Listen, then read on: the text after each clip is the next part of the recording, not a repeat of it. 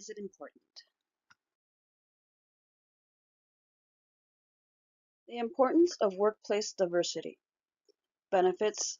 Women currently influence over 85% of retail decisions, making this diverse group an imperative part of today's workforce. Contributions. Communication. Different communication styles of male and female genders are a great contribution. Each gender has a different approach to any given scenario. Some men may silently think to themselves to come up with a solution, while many women may become more verbal, meaning they may quietly ask themselves questions to seek issues which may occur in possible solutions. Leadership. Leadership styles differ between genders. Most women are known to build relationships with new team members before starting on a task. Men, on the other hand, tend to build any relationships after the team has started on the task. A step-by-step diversity plan. The steps I would include in a diversity plan are: implement gender equality, provide workshops, provide training, use technology to scan employment applications based on qualifications, workplace flexibility, and stop gender discrimination in the workplace.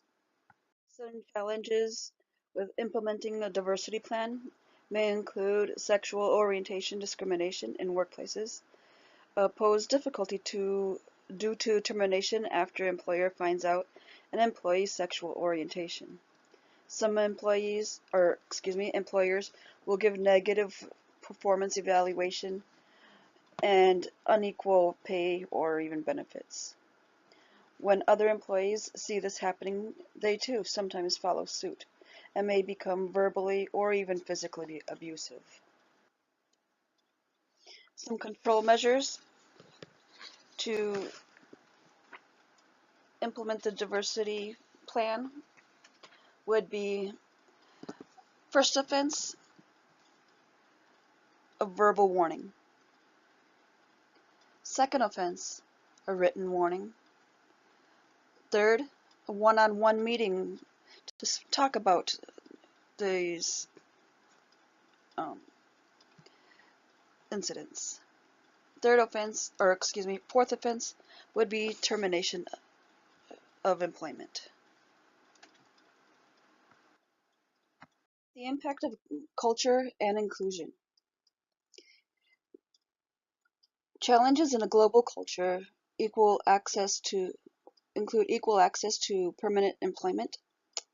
Women tend to only be hired on as temporary employees in many cultures. It may be difficult to persuade businesses to offer permanent employment for females. Ethical or legal implications. By acquiring their constitutional rights of equality, women are still discriminated and recriminated against when they become pregnant. The working world prefers not to deal with pregnant employees, and their protections under labor laws, consolidation, and constitution, because they could not be dismissed without just cause, they end up suffering the well-known moral harassment, passing several constraints, emotional and psychological, at the moment so sensitive, that is the pregnancy. Techniques to ensure an inclusive work culture. As a manager, I would be a strict enforcer to ensure all-inclusive work culture by doing the following. Create a team that encourages gender diversity. Creating a flexible work environment where the entire spectrum of gender diversity will be equally eligible, and offer promotions to eligible women first. Working together in the workplace. Similarities and differences. Millennials tend to be more accepting regarding gender diversity in the workplace. They feel comfortable having leadership roles, lead led by diverse genders. Other generations were not comfortable having leadership roles, or other generations were not comfortable accepting of gender diverse leadership roles. Millennials are also more inclined to balance life work rather than work life. Millennials want to find a way to have more balance with family and work. Personal identity. Personal identity plays a great role with millennials and gender diversity. Each of these groups take in multiple forms of identity. For example, millennials are considered to be more adept to technology and in finding ways to provide a better life-work balance. Proactive plans. Without the millennials being more open to a gender-diverse workforce, there would not be as much equality as there is currently. The workforce is still not as diverse as hoped, but it is improving at a good speed. Hofstede's cultural dimensions. Hofstede conducted a survey of IBM employees in 76 nations. After analyzing the survey, he was able to develop 4 dimensions of human nature, which later he added 2 more dimensions. First of all, power distance. How you see your relationship with your boss or supervisor. Higher level would be for example, when one sees themselves as equals rather than or equals with their supervisor. Lower level would be when the boss makes a request and the employees obey without question. Collectivism and individualism versus individualism. An example of this would be in the United States, we think more of ourselves rather than a team. Other cultures are more of a team-oriented nature.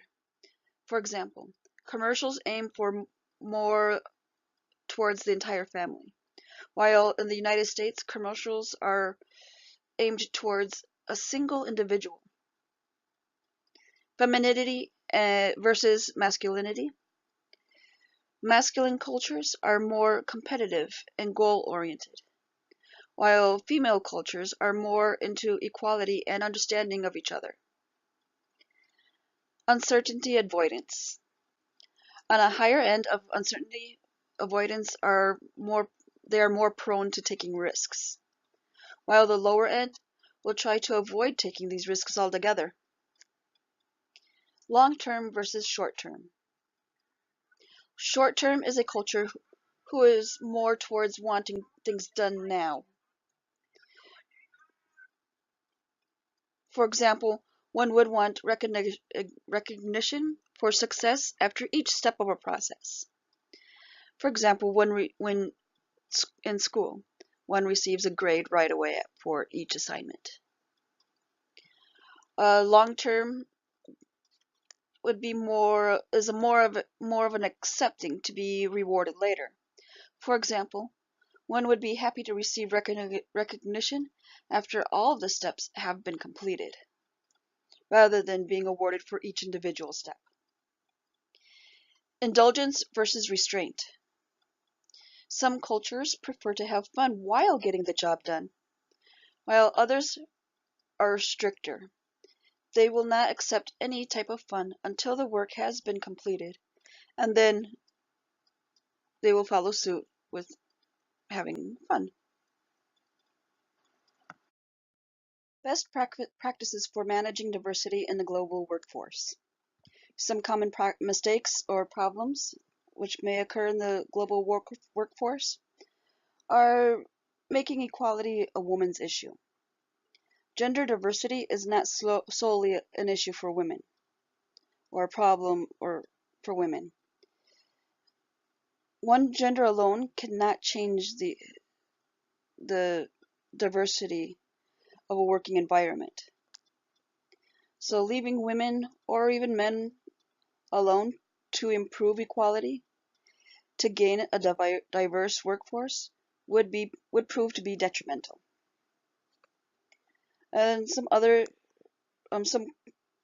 suggestions for best practices to be used on the job would be to learn to communicate with multiple genders, and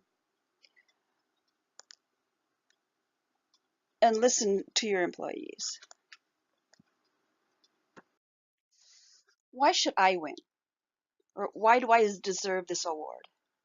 This award should be given to someone who will not give up. This person should be someone who does not accept failure, someone who will continue working on increasing gender diversity until it is a 100% success. Thank you.